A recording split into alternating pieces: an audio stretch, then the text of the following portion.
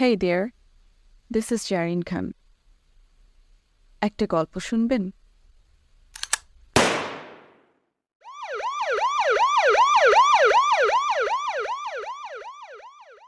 অধ্যায় 6। বসো রায়হান। রায়হান ডিসি রাশেদ মজুমদারের উল্টো দিকের চেয়ারে বসল। তারপর জিজ্ঞাসু দৃষ্টিতে তাকালো রাশেদ মজুমদারের দিকে। রায়হান, তুমি কি জানো যে তোমাকে আমি কেন ডেকেছি? রায়হানকে উদ্দেশ্য করে প্রশ্ন করলেন DC DB Rashed Majumdar. DC সাহেবের ডেকে পাঠানোর কারণটা রায়হান কিছুটা অনুমান করতে পারছে, কারণ বাড্ডা থানার সাব ইন্সপেক্টর বাপ্পাদিত্যর সঙ্গে তার গতকাল রাতেই ফোনে কথা হয়েছে। বাপ্পাদিত্য তাকে ফোন করে গতকাল সকাল থেকে সন্ধ্যা পর্যন্ত কি কি হয়েছে সবই জানিয়েছে। তবুও সে এমন একটা ভান করল যেন সে কিছুই জানে না। কেন স্যার? সবুজ নামের যে ছেলেটা সানফ্লাওয়ার গার্লস স্কুলে ঢুকে ছেলে ধরার গুজব রটিয়েছিল, রাশেদ মজুমদার একটু নড়েচড়ে বসে বলতে আরম্ভ করলেন। গতকাল ভোরে কেরানীগঞ্জের ধলেশ্বরী নদীর পাড়ে তার ডেড বডি পাওয়া গেছে। বলেন কি স্যার? রায়হান যেন আকাশ থেকে পড়ল। মাথা দোলালেন ডিসি রাশেদ। ডেড বডির মুখ পুরোপুরি থেতলে দেয়া হয়েছিল বলে শনাক্ত করা যাচ্ছিল না যে বডিটা কার, কিন্তু তার ডান হাতে কালো রঙের বেশ বড়সড় একটা দাগ ছিল। আর সানফ্লাওয়ার গার্লস স্কুলে সেদিনের সিসিটিভি ফুটেজের সবুজের চেহারা স্পষ্ট বোঝা না গেলেও তার ডান হাতের কালো দাগটা ধরা পড়ে গিয়েছিল। এরপর সবুজের বাসা থেকে পাওয়া তার চুলের ডিএনএর সঙ্গে ডেড বডিটার ডিএনএ পুরোপুরি ম্যাচ হয়ে যাওয়ায় শতভাগ নিশ্চিত হওয়া গেছে যে ডেড বডিটা সবুজেরই। ডিসি স্যার যা সংক্ষেপে বললেন, রায়হান তা আরও বিস্তারিত জানে। গতকাল সকালে একটা নিউজ পোর্টালে ধলেশ্বরী নদীর পাড়ে একটা অজ্ঞাতনামার মৃতদেহ পাওয়ার ঘটনা নিয়ে প্রকাশিত প্রতিবেদনের সংযুক্ত ছবিতে চোখ আটকে গিয়েছিল বাপ্পাদিত্যর। চোখ আটকে যাওয়ার কারণ মৃতদেহের ডান হাতের সেই চিহ্নটা, কারণ এই একই চিহ্ন সিসিটিভি ফুটেজে সবুজের হাতেও দেখেছে সে। এরপর সে বাড্ডা থানার এভিডেন্স রুম থেকে সবুজের বাসার দরজায় পুলিশ যেই তালাটা লাগিয়েছিল সেই তালার চাবিটা নিয়ে সোজা সবুজের বাসায় চলে যায়। যে জিনিসের খোঁজে গিয়েছিল সেটা খুঁজে পেতে খুব বেশি বেগ পেতে হয়নি। একটা চিরুনিতে লেগে থাকা খানিকটা চুল। এই চুল যে সবুজের সে ব্যাপারে কোনো সন্দেহ নেই। যাই হোক, সেই চুলের নমুনা নিয়ে সে সোজা চলে যায় কেরানীগঞ্জ থানায়। তার ভেতরে একটা বিষয় নিয়ে খানিকটা আশঙ্কা কাজ করছিল, যদি দেখা যায় কেরানীগঞ্জ থানার ওসিও হেলাল উদ্দিনের মতোই। কিন্তু না, দেখা গেল ভদ্রলোক কিছুটা অলস প্রকৃতির এবং অজ্ঞাতনামা লাশের কেসটা নিয়ে তার আচরণ অনেকটা দায়সারা গোছের হলেও বেশ সজ্জন ব্যক্তি তিনি। অন্তত মুহাম্মদ হেলাল উদ্দিনের চাইতে তো বটেই। বাপ্পাদিত্যর নিয়ে যাওয়া চুলের নমুনা তিনি তৎক্ষণাৎ একজন এসআইকে দিয়ে পাঠিয়ে দেন দায়িত্বরত ডাক্তারের কাছে, আর বাপ্পাদিত্যকে বলেন যে কিছু জানা মাত্রই তিনি তাকে জানাবেন। বাপ্পাদিত্য কেরানীগঞ্জ থানার ওসিকে নিজের ফোন নম্বর দিয়ে ধন্যবাদ জানিয়ে চলে আসে। তারপর ওসি সাহেব গতকাল সন্ধ্যায় তাকে ফোন করে জানালেন মৃতদেহটার ডিএনএ সবুজের ডিএনএর সঙ্গে একদম মিলে গেছে। যাই হোক রায়হান, ডিসি মজুমদার আবার বললেন, এবার তোমাকে কেন ডেকেছি সেই প্রসঙ্গে আসি। জি স্যার, বলুন। গত পরশুদিন তুমি আমার রুম থেকে চলে যাওয়ার পরই আমি আইজি স্যারের সঙ্গে যোগাযোগ করেছিলাম এই কেসটার ব্যাপারে কথা বলতে। আমার মতো ওনারও ধারণা ছিল এটা একটা ওপেন অ্যান্ড শাট গণপিটুনির কেস। ডিবিকে তদন্তভার দেওয়ার মতো কোনো কেস এটা না, কিন্তু সবুজ খুন হওয়াতে এই কেসটার মোড় অন্যদিকে ঘুরে গেছে। আইজি স্যারেরও এখন ধারণা সবুজকে দিয়ে সেদিন গুজবটাকেও ইন্টেনশনালি রটিয়েছিল এবং সেই সবুজকে খুন করেছে কিংবা করিয়েছে। সে কে সেটা অবশ্যই তদন্ত সাপেক্ষ, আর সেই তদন্তের ভার আইজি স্যার বাড্ডা থানা থেকে তুলে আমাদেরকে মানে ডিবিকে দিয়েছেন। এ পর্যন্ত বলে থামলেন রাশেদ মজুমদার। তারপর তার সামনে থাকা ফাইল দুটো রায়হানের দিকে এগিয়ে দিয়ে আবারও বললেন, এই ফাইল দুটো আজ সকালে এসেছে, একটা বাড্ডা থানা থেকে, অন্যটা কেরানীগঞ্জ থানা থেকে। দুটো ফাইলেই সুরতহাল রিপোর্ট থেকে শুরু করে ডেড বডির ময়নাতদন্তের রিপোর্ট পর্যন্ত সব ডিটেলস আছে। নাও দিস কেস ইজ ইয়োর্স। যাও, তদন্তে নেমে পড়ো। ডিবিতে তোমার প্রথম কেসের জন্য শুভকামনা রইল। অসংখ্য ধন্যবাদ স্যার। হাসি মুখে ফাইল দুটো তুলে নিল রাইহান। আর স্যার, রাইহান কথা শেষ করতে পারল না। ডিসি রাশেদ মজুমদারের টেবিলের ওপরে রাখা ফোনের রিংটোন বেজে উঠল। দুজনেরই চোখ চলে গেল সেই ফোনের দিকে। ফোনের স্ক্রিনে ইংরেজিতে লেখা ভাসছে, নার্স। ডিসি সাহেব দ্রুত হাতে ফোনটা তুলে নিয়ে কল রিসিভ করে বললেন, হ্যালো। ফোনের অপর প্রান্তে কোনো কথা শোনা না গেলেও রাইহান লক্ষ্য করল ডিসি রাশেদ মজুমদারের মুখমণ্ডল মুহূর্তের মাঝেই ছেয়ে গেল দুশ্চিন্তার কালো মেঘে। কয়েক মুহূর্ত কোনো কথা বললেন না রাশেদ, কেবল শুনে গেলেন ওপাশের কথা। শুনতে শুনতে তার কপালের ভাঁজগুলো ক্রমশ গভীর হয়ে উঠল। রাইহান বুঝল ডিসি সাহেবের স্ত্রীর অবস্থা ভালো না। ভদ্রমহিলার ব্যাপারে তেমন কিছুই জানে না সে, কেবল এতটুকুই জানে যে ভদ্রমহিলা মানসিকভাবে ভয়ানক রকমের বিপর্যস্ত। যত দিন যাচ্ছে তার মানসিক অবস্থা আরও খারাপের দিকেই যাচ্ছে এবং দেখতে দেখতে তার শারীরিক অবস্থাকেও খুব বাজেভাবে প্রভাবিত করছে। আচ্ছা, আমি এক্ষুনি আসছি। আমি আসার আগ পর্যন্ত ওকে সামলে রাখো যেভাবে পারো। মলিন স্বরে কথাটা বলেই ফোনটা রেখে রায়হানের দিকে তাকালেন ডিসি রাশেদ। জিজ্ঞেস করলেন, কিছু বলছিলে? মানে আমতা আমতা করে বলল রায়হান। Sir, SI Bappaditya. হ্যাঁ হ্যাঁ, এসআই বাপ্পাদিত্য ভট্টাচার্য কাজ করতে পারবে এই কেসে। রায়হানকে থামিয়ে দিয়ে দ্রুত বললেন ডিসি। ওই ফাইলগুলোর একটার মধ্যে আমি এসআই বাপ্পাদিত্যর জন্য অনুমতিপত্রের কপিও দিয়ে দিয়েছি। Thank you sir. ফাইল দুটো বগল দাবা করে চেয়ার ছেড়ে উঠে দাঁড়াল রায়হান। সে বুঝতে পারছে ডিসি স্যার কেন এত তাড়াহুড়া করছেন। সে বের হলেই তিনি নিজের স্ত্রীর কাছে যাওয়ার জন্য রওনা হবেন। তাই রায়হান আর দেরি করল না। ডিসি সাহেবের উদ্দেশ্যে একটা সেলুট ঠুকেই ঘুরে দাঁড়িয়ে দ্রুত পদক্ষেপে বেরিয়ে গেল অফিস রুম থেকে। নিজের অফিস রুমের উদ্দেশ্যে হাঁটতে হাঁটতেই পকেট থেকে মোবাইল ফোনটা বের করে এনে বাপ্পাদিত্যকে কল করল সে। আদাব স্যার। ওপাশ থেকে ভেসে এলো বাপ্পাদিত্যর কণ্ঠ। কেমন আছেন বাপ্পাদিত্য? ভালো স্যার। আপনি ভালো আছেন? হ্যাঁ, আছি। রায়হান বলল, লেটেস্ট খবরটা তো বোধহয় ইতিমধ্যেই পেয়ে গেছেন, তাই না? জি স্যার। বাপ্পাদিত্যর কণ্ঠে খুশি খুশি ভাব। আমি নিশ্চিত স্যার, এবার এই কেসটা আলোর মুখ দেখবেই। দেখা যাক। এখন শুনুন, আপনি ঘন্টা দুয়েক পর সানফ্লাওয়ার স্কুলে চলে আসুন। জি স্যার। রায়হানের কথা বুঝতে পারল না যেন বাপ্পাদিত্য। এই কেসে আপনিও আমাদের সঙ্গে কাজ করবেন। বলেন কি স্যার? বাপ্পাদিত্যর কণ্ঠে বিস্ময়। ঠিকই বলছি, এই কেসটা যদি আলোর মুখ দেখতে পাই তবে তার অনেকখানি কৃতিত্ব আপনার। তাই আমি চাচ্ছি এই কেসটাতে আপনি শেষ পর্যন্ত থাকুন। একটু থেমে রায়হান আবার বলল, আপনার এই কেসে কাজ করার জন্য যে অনুমতিপত্র, সেটার সফট কপি আমি এই নথিতে আপনাদের ওসি সাহেবের বরাবর পাঠিয়ে দিচ্ছি কিছুক্ষণের মধ্যেই। আশা করি তিনিও আর কোনো ঝামেলা করবেন না। অসংখ্য ধন্যবাদ স্যার আপনাকে। ফোনের অপর প্রান্ত থেকে ভেসে এলো এসআই বাপ্পাদিত্যর গদগদ কণ্ঠ। তবে স্যার, একটা অনুরোধ। জি বলুন। স্যার, আমাকে তুমি করে বলবেন প্লিজ, অনুরোধের সুরে বলল বাপ্পাদিত্য। পদমর্যাদার দিক থেকে তো বটেই, অন্য আরও অনেক দিক থেকেই আপনার অবস্থান আমার থেকে অনেক ওপরে। তাই আপনার মুখে যতবার আপনি সম্বোধনটা শুনি, প্রত্যেকবারই প্রচণ্ড বিব্রত বোধ করি। মুচকি হাসল রায়হান। ঠিক আছে বাপ্পাদিত্য, তুমি তাহলে 2 ঘন্টা পর সানফ্লাওয়ার গার্লস স্কুলের সামনে চলে এসো। এর মধ্যে আমি সবুজের ফাইলটা একটু স্টাডি করব। তারপর মর্গে যাব ওর ডেড বডিটা একবার দেখতে।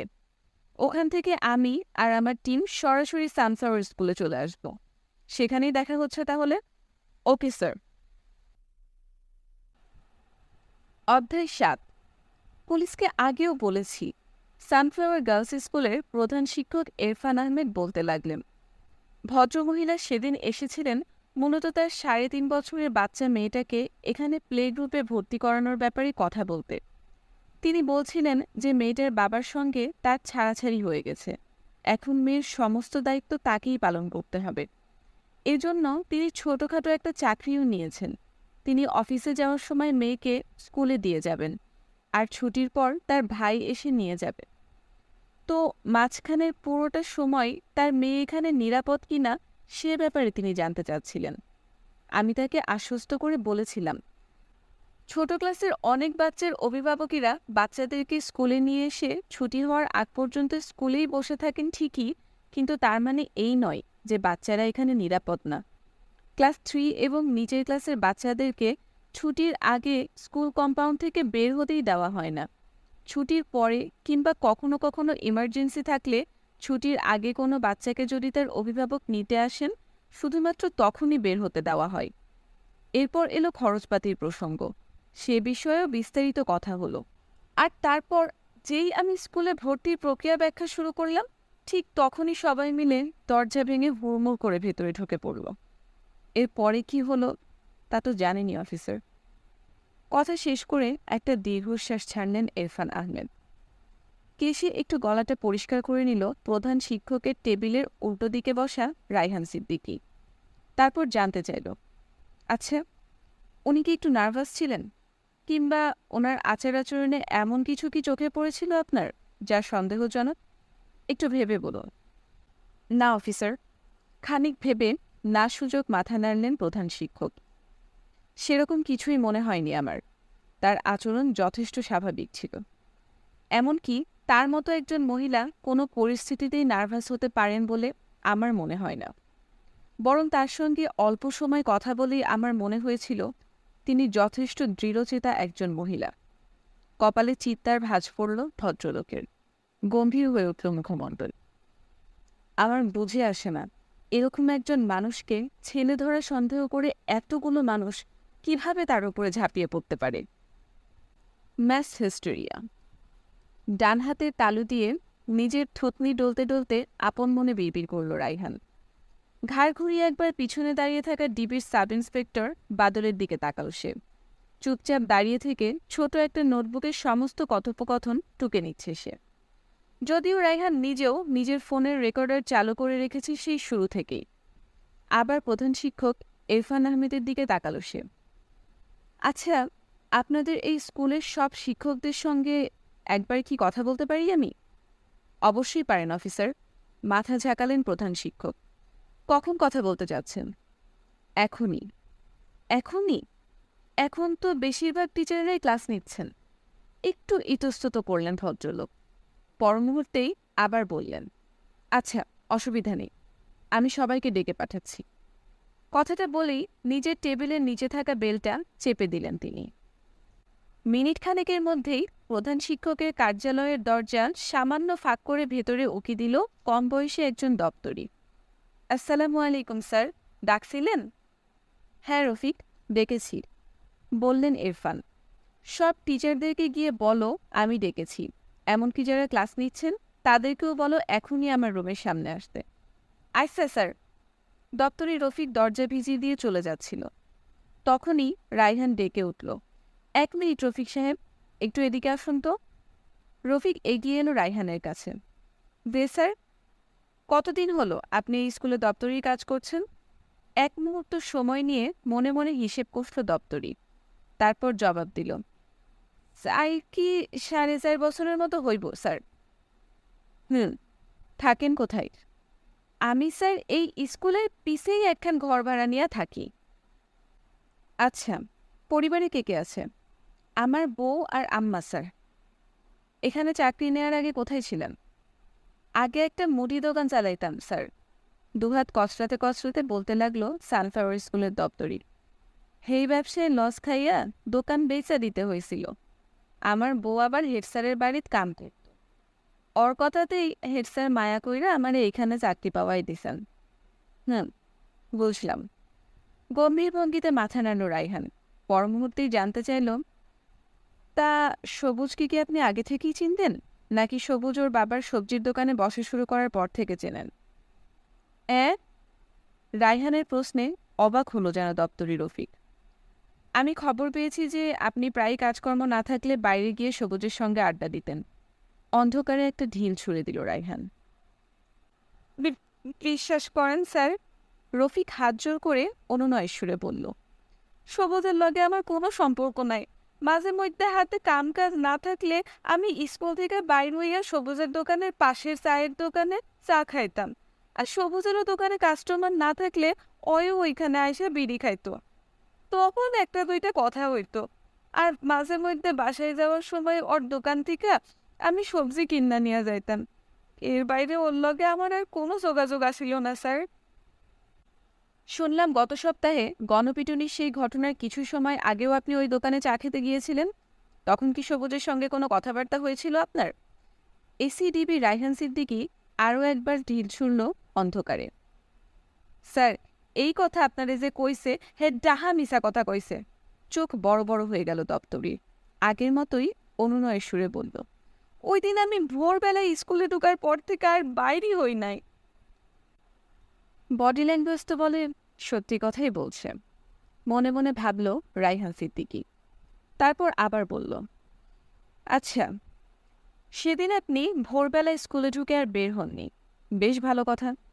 কিন্তু গণপিটুনির ঘটনাটা তো স্কুলের ভেতরেই ঘটেছিল, আর ঘটনার সময় সবাই যখন রানুর উপর ঝাঁপিয়ে পড়েছিল আপনিও তো তখন তাদের সঙ্গে যোগ দিয়েছিলেন, তাই না? এই ঢিলটা অবশ্য সে অন্ধকারে মারেনি, পরিষ্কার দিনের আলোতেই মেরেছেন। সিসিটিভি ফুটেজে সবার চেহারা তেমন স্পষ্ট বোঝা না গেলেও খাকি রঙের পোশাক পরা যে দপ্তরিকে দেখা গিয়েছিল সে যে এই ব্যক্তিই ছিল তাতে কোনো সন্দেহ নেই। রফিক মাথা নিচু করে ফেলল, আমতা আমতা করে বলল, না মানে স্যার, সবার মতো আমিও ভাবছিলাম যে ওই মহিলা ছেলে ধরা, কিন্তু বিশ্বাস করেন স্যার, আমি কিন্তু ওই মহিলার গায়ে হাতও লাগাই নাই। হাত লাগাননি? নাকি হাত লাগানোর সুযোগ পাননি? রফিকের দিকে তাকিয়ে ভ্রুকুটি করল রায়হান। সেদিন অনেকেই ভিড় ঠেলে রানু পর্যন্ত পৌঁছাতেই পারেনি, তাই তারা তার গায়ে হাত দেওয়ার সুযোগ পায়নি। তার মানে কিন্তু এই না যে সুযোগ পেলে তারা অন্তত কয়েক ঘা না মেরেই ছেড়ে দিত। মাথা নিচু করে চুপচাপ দাঁড়িয়েই রইল রফিক, কোনো কথা বলল না। যাকগে, যান আপনি, সব টিচারদেরকে ডেকে নিয়ে আসুন। রফিকের উদ্দেশ্যে কথাটা বলেই ঘাড় ঘুরিয়ে পেছনে দাঁড়ানো বাদলের দিকে তাকালো রায়হান সিদ্দিকী। রফিকের সাথে তার কথোপকথন থেকে তেমন কোনো গুরুত্বপূর্ণ তথ্য বেরিয়ে না এলেও সবকিছুই নিজের নোটবুকে টুকে নিচ্ছে বাদল, কারণ পুলিশের তদন্তে কোন তথ্য কখন গুরুত্বপূর্ণ হয়ে ওঠে তা কেউ বলতে পারে না। এখন যে তথ্যটাকে একেবারেই অপ্রয়োজনীয় এবং গুরুত্বহীন বলে মনে হচ্ছে, পরবর্তীতে গিয়ে হয়তো সেটাই এই কেসের সবচেয়ে প্রয়োজনীয় এবং গুরুত্বপূর্ণ হয়ে দাঁড়াতে পারে। বাদল, এসি রায়হান সিদ্দিকীর ডাকে নোটবুক থেকে মুখ তুলল বাদল। জি স্যার। তুমিও যাও রফিকের সঙ্গে। Okay sir. রায়হানের নির্দেশ মাথা পেতে নিল বাদল। তারপর রফিকের দিকে তাকিয়ে বলল, চলুন। রফিককে সাথে নিয়ে চলে গেল এসআই বাদল। তাদের গমনপথের দিকে খানিকক্ষণ তাকিয়ে থেকে রায়হান প্রধান শিক্ষকের দিকে ফিরল। এতক্ষণ ধরে নীরব দর্শকের ভূমিকা পালন করে যাচ্ছিল ভদ্রলোক। জানেন অফিসার, অনেকক্ষণ বাদে গম্ভীর ভঙ্গিতে কথা বলতে আরম্ভ করলেন শিক্ষক ইরফান আহমেদ। গত একটা সপ্তাহ ধরে আমি কেবল এটাই ভেবে যাচ্ছি যে শুধুমাত্র একটা গুজবে বিশ্বাস করে এতগুলো মানুষ কিভাবে এতটা হিংস্র হয়ে উঠতে পারে।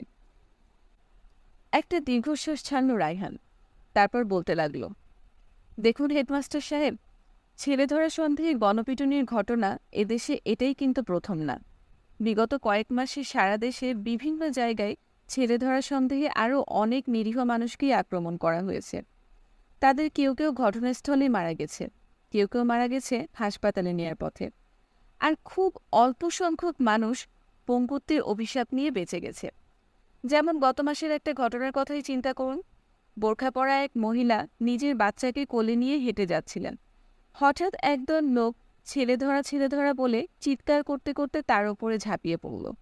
একটা পর্যায়ে অবশ্য কিছু সহৃদয় লোকজন এগিয়ে এসে সেই মহিলা এবং তার বাচ্চাটাকে বাঁচিয়ে নিয়েছিল, কিন্তু ততক্ষণে ক্ষিপ্ত জনতা ভদ্রমহিলার এক হাত ভেঙে দিয়েছিল আর দুটো চোখ গেলে দিয়েছিল। তার বাচ্চাটাও খুব বাজেভাবে চোট পেয়েছিল।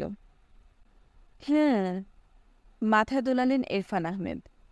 আবার 15-20 দিন আগে আরেকটা নিউজ দেখেছিলাম। মাঝবয়সী এক লোককে বাজার থেকে ফেরার পথে প্রায় 100 খানেক লোক মিলে পিটিয়ে মেরে ফেলেছিল। লোকটার হাতে একটা বাজারের ব্যাগ ছিল, যেটার তলা থেকে তাজা রক্ত চুইয়ে চুইয়ে পড়ছিল। কেউ একজন গুজব রটিয়ে দিয়েছিল যে ব্যাগটার ভেতরে অপহরণকৃত বাচ্চাদের কাটা মাথা আছে। ব্যাস, সেই গুজব বিশ্বাস করে সবাই মিলে ঝাঁপিয়ে পড়েছিল লোকটার ওপরে। লোকটা মারা যাওয়ার পরে সেই বাজারের ব্যাগটা খুলে দেখা গেল ভেতরে দুটো খাসির মাথা। রায়হান মাথা নাড়ল। এটা খুব প্রাচীন কুসংস্কার। যে কোনো স্থাপনার ভিত্তিপ্রস্তর নির্মাণের সময় সেখানে বাচ্চাদের মাথার খুলি দিলে সেই ভিত্তিপ্রস্তর মজবুত আর দীর্ঘস্থায়ী হয়। যত বেশি মাথার খুলি তত বেশি মজবুত আর দীর্ঘস্থায়ী ভিত্তিপ্রস্তর। আশ্চর্যজনক হলেও সত্যি, এই একবিংশ শতাব্দীতে এসেও অনেকেই এই ফালতু কুসংস্কারে বিশ্বাস করে। অনেকেরই ধারণা বিভিন্ন সরকারি স্থাপনার ভিত্তিপ্রস্তরে প্রচুর বাচ্চাদের মাথার খুলি ব্যবহার করা হয়, আর সেই মাথার খুলির জন্যেই সরকারি লোকেরা ছেলেধরাদের দিয়ে বিভিন্ন জায়গা থেকে বাচ্চা ছেলে মেয়েদের অপহরণ করায়। এই যে ঘটনাটা আপনি বললেন, সেই ঘটনায় জড়িত যে কয়জন আক্রমণকারীদেরকে পুলিশ আটক করেছিল তাদের বেশিরভাগেরই বক্তব্যই ছিল এমন যে তারা ভেবেছিল ওই লোকটা বাচ্চাদেরকে কিডন্যাপ করে তাদের মাথা কেটে পদ্মা সেতুর পিলার নির্মাণের জন্য প্রয়োজনীয় মাথার খুলি সরবরাহ করে। হ্যাঁ অফিসার, এরকম কুসংস্কার আমি আমার ছোটবেলায়ও শুনেছি। আমার এটা ভেবেই অবাক লাগে যে এতগুলো মানুষ মিলে কিভাবে একটা মানুষকে পিটিয়ে মেরে ফেলতে পারে শুধুমাত্র একটা কুসংস্কার কিংবা একটা ভুল ধারণার ভিত্তিতে। খানিকটা ভাবল রায়হান, তারপর প্রশ্ন করল, ভারতের মাঙ্কি ম্যান মিস্ট্রি তথা কালোবাদরের রহস্যের ব্যাপারে কিছু জানেন? না সূচক মাথা নাড়লেন ইরফান আহমেদ। 2001 সালে ভারতে খুব সাড়া ফেলেছিল এই কালোবাদরের রহস্য। গম্ভীর ভঙ্গিতে নিজের থুতনিতে হাত বোলাতে বোলাতে রায়হান বলতে আরম্ভ করল, কালোবাদর বা মাঙ্কি ম্যানের উৎপাত প্রথম গাজিয়াবাদে শুরু হলেও এর আতঙ্ক ক্রমশ দিল্লির প্রায় 65টিরও বেশি এলাকায় ছড়িয়ে পড়েছিল। অনেকেই নাকি রাতে ঘুমন্ত অবস্থায় এই মানুষরূপী বানর কিংবা বানররূপী মানুষের আক্রমণের শিকার হয়েছিল। আবার কারো কারো শব্দ শুনে ঘুম ভেঙে যাওয়ার পর তারা মাঙ্কি ম্যানকে দেখেছেও। অনেকেই নাকি রাতের অন্ধকারে মাঙ্কি ম্যানের ছায়া দেখে ভয়ে দৌড়ে পালাতে গিয়ে শরীরের বিভিন্ন জায়গায় ভয়াবহ আঘাত পেয়েছে। কেউ কেউ ভয়ে দিশেহারা হয়ে বাড়ির ছাদ থেকে লাফিয়ে পড়ে হাড়গোড় ভেঙে বসেছিল। এক অন্তঃসত্ত্বা মহিলা তো একটা কালো ছায়া দেখে ভয় পেয়ে দৌড়ে পালাতে গিয়ে সিঁড়ি দিয়ে পড়ে গিয়েছিলেন, যার ফলে তার মিসক্যারেজও হয়ে গিয়েছিল। বলেন কি অফিসার? ঠিকই বলছি, রায়হান বলে যেতে লাগলো। তবে মজার ব্যাপার কি জানেন, যারা মাঙ্কি ম্যানের ভয়ে পালাতে গিয়ে নানাভাবে আঘাতপ্রাপ্ত হয়েছিল তারা কেউই ঠিক মাঙ্কি ম্যানকে দেখেনি। তারা ভয় পেয়েছিল কোনো শব্দ শুনে কিংবা কোনো ছায়া দেখে। সেই শব্দ কিংবা ছায়া যে কোনো কিছুরই হতে পারে, কিন্তু ওই অঞ্চলগুলোতে মাঙ্কি ম্যান তথা কালোবাদরের আতঙ্ক মানুষকে এমনভাবেই পেয়ে বসেছিল যে তাদের অবস্থা হয়ে গিয়েছিল অন্ধকারের দড়িকে সাপ মনে করে ভয়ে স্ট্রোক করার মতো। এমনকি যারা কালোবাদরকে দেখেছিল বলে দাবি করেছিল তাদেরও এক একজনের বর্ণনায় কালোবাদর এক এক রকম। এমন দুজন প্রত্যক্ষদর্শী পাওয়াই যায়নি যাদের একজনের বর্ণনা আরেকজনের বর্ণনার সাথে পুরোপুরি মেলে। কারো বর্ণনায় মাঙ্কি ম্যান দেখতে কিছুটা মানুষের মতো আর অনেকটাই বানরের মতো, তো কারো বর্ণনায় কিছুটা বানরের মতো আর অনেকটাই মানুষের মতো। কেউ বলেছে মাঙ্কি ম্যান উচ্চতায় 7.5 থেকে 8 ফিট পরিমাণ লম্বা, তো কেউ বলেছে যে মাঙ্কি ম্যান খুব বেশি হলেও 3 থেকে 4 ফিট লম্বা। আবার যারা দাবি করেছিল যে ঘুমন্ত অবস্থায় তারা মাঙ্কি ম্যানের আক্রমণের শিকার হয়েছিল তাদের শরীরের বিভিন্ন স্থানে আঘাতের চিহ্নগুলো পরীক্ষা করে জানা গিয়েছিল যে বেশিরভাগই ইঁদুর কিংবা কুকুর বিড়ালের কামড় বা আঁচড়ের দাগ। তারা যেরকম দাবি করেছিল সেরকম কোনো বিশালাকৃতির বানরের আঁচড় বা কামড়ের দাগ নয়। কারো কারো শরীরের আঘাতের চিহ্নগুলো তো কোনো কামড় বা আঁচড়ের চিহ্নই ছিল না, ছিল আতঙ্কে দিশেহারা হয়ে দৌড়ানোর সময়ে অসাবধানতাবশত পাওয়া আঘাতের চিহ্ন। আর কেউ কেউ তো ইচ্ছাকৃতভাবেই নিজেরাই নিজেদের শরীরে ওরকম চিহ্ন তৈরি করেছিল শুধুমাত্র আলোচনায় আসার জন্য।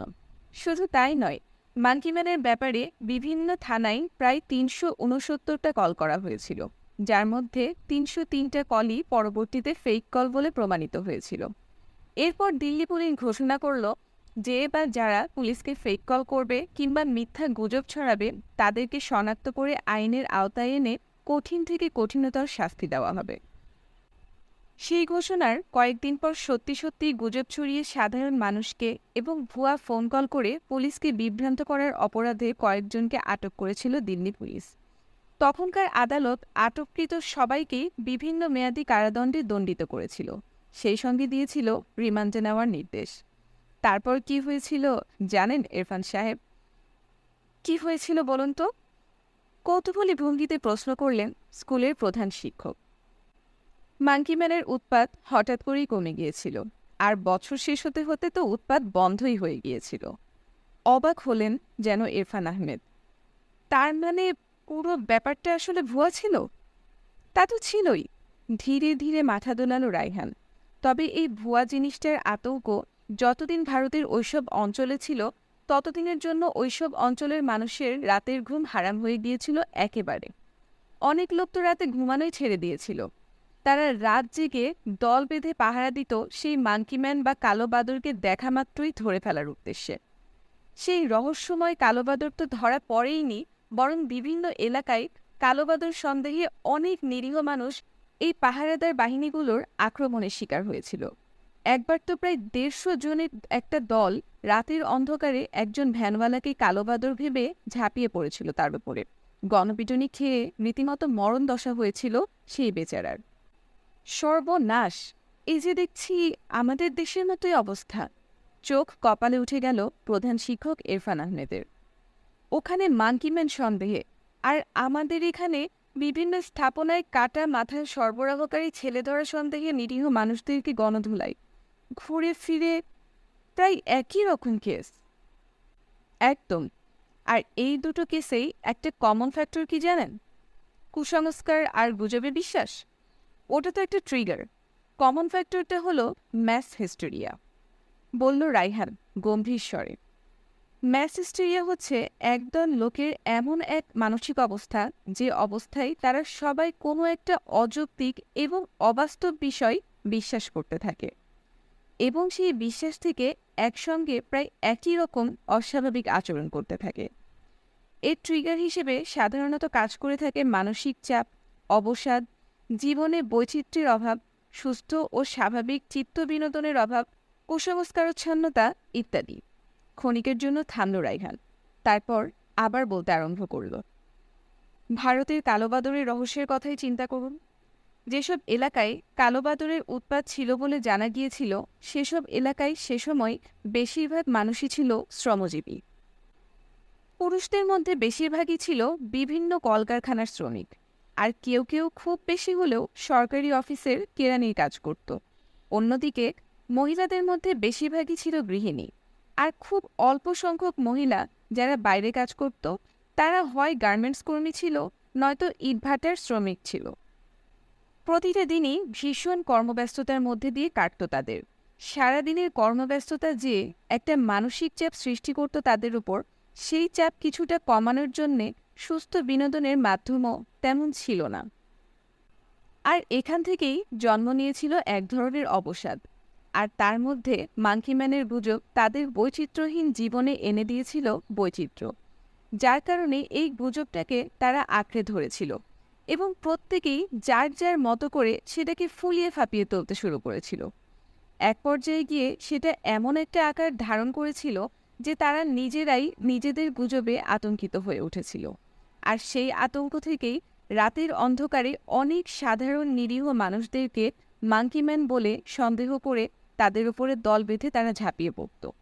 ঝাঁপিয়ে পড়ার আগে তাদের সেই সন্দেহ ঠিক কি ভুল তা যাচাই করার প্রয়োজনও মনে করত না। ধীরে ধীরে মাথা দুলিয়ে রায়হানের কথায় সায় জানালেন সানফ্লাওয়ার স্কুলের হেডমাস্টার। মুখে কিছুই বললেন না। নিজের মত প্রকাশের চাইতে এসি রায়হান সিদ্দিকী আরও কি বলেন তা শুনতেই যেন বেশি আগ্রহী তিনি। রায়হান বলে যাচ্ছেন, আমাদের দেশে রিসেন্টলি ঘটে যাওয়া ছেলে ধরা সন্দেহে গণপিটুনির ঘটনাগুলো তো একই রকম হেডমাস্টার সাহেব। এই ঘটনাগুলোতে যারা গণপিটুনিতে অংশ নিয়েছে তারা সবাই একঘেয়ে বৈচিত্র্যহীন জীবনযাপনে হাঁপিয়ে ওঠা মধ্যবিত্ত কিংবা নিম্নবিত্ত লোকজন। বিভিন্ন স্থাপনার ভিত্তিপ্রস্তরে মাথার খুলি সরবরাহকারী ছেলে ধরার গুজবটা তাদের জীবনের একঘেয়েমি কাটানোর একটা খোরাক হয়ে উঠেছিল। এই গুজবটা তাদেরকে এমনভাবেই পেয়ে বসেছিল যে যখনই কাউকে তাদের ছেলে ধরা বলে সন্দেহ হয়েছিল তখনই আগে পিছিয়ে কোনো কিছু চিন্তাভাবনা না করে তার ওপরে দল বেঁধে ঝাঁপিয়ে পড়েছিল। হয়তো তারা ভেবেছিল নিজেদের বীরত্ব জাহিরের এমন সুবর্ণ সুযোগ তাদের একঘেয়ে জীবনে আর আসবে না। থেমে একটু নিঃশ্বাস নিল রায়হান। এক মুহূর্ত কিছু একটা ভাবল, তারপর প্রশ্ন করল, আচ্ছা, রানু যখন এখানে বসে আপনার সঙ্গে কথা বলছিলেন আপনার রুমের দরজা নিশ্চয়ই ভেতর থেকে লক করা ছিল না? না অফিসার। প্রধান শিক্ষক না বোধক মাথা নাড়লেন। আমার অফিস রুমের দরজা কখনোই লক থাকে না, সেদিনও ছিল না। অথচ সেদিন সবাই দরজা ভেঙে আপনার অফিস রুমে ঢুকেছিল, যেখানে কিনা দরজার নব ধরে একটা মোচড় দিলেই দরজাটা খুলে যেত। আসলেই তো, এটা তো একদমই ভেবে দেখিনি। রায়হান সিদ্দিকী ব্যাপারটা ধরিয়ে দেয়াতে বিস্ময়ে চোখ ছানা বড়া হয়ে গেল ভদ্রলোকের। তাহলেই বুঝুন তাদের ম্যাসেস্টেরিয়া কতটা ভয়াবহ আকার ধারণ করেছিল। এসি রায়হান একটা দীর্ঘশ্বাস ছেড়ে বলল, হিতাহিত জ্ঞান হারিয়ে তারা প্রত্যেকে এতটাই ক্ষেপে উঠেছিল যে তাদের মধ্যে একজনেরও মাথায় এটা আসেনি যে নবটা ঘোরালেই দরজাটা খুলে যাবে, কিংবা নবটা একবার ঘুরিয়ে অন্তত দেখা যেতে পারে যে দরজাটা খোলে কিনা। এই চিন্তাটা পর্যন্ত কারো মাথায় আসেনি। হ্যাঁ, ঠিক বলেছেন অফিসার, বললেন ইরফান আহমেদ। তার চোখে মুখে এখনও বিস্ময়। আরও কিছু বলতে যাচ্ছিলেন হয়তো, ঠিক তখনই দরজাটা সামান্য ফাঁক করে ভেতরে উকি দিল এসআই বাপ্পাদিত্য। অধ্যায় ৭ আপাতত এখানেই শেষ হচ্ছে। অধ্যায় ৭-এর বাকি অংশ, অর্থাৎ বাপ্পাদিত্য স্কুলে আসাতে কী ঘটল এবং রায়হান সিদ্দিকী টিচারদের সাথে প্রশ্ন উত্তর করে কী জানতে পারলেন, সেটা জানবেন আগামীকাল ঠিক রাত ১০টায়।